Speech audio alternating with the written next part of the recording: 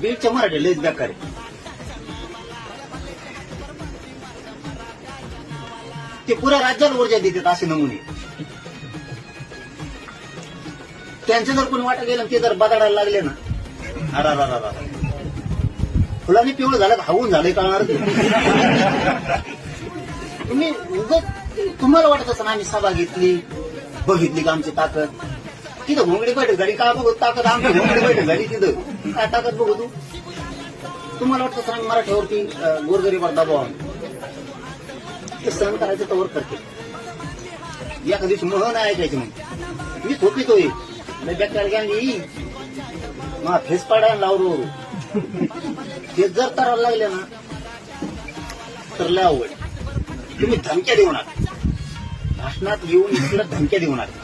तेच बोलली तेच बोलली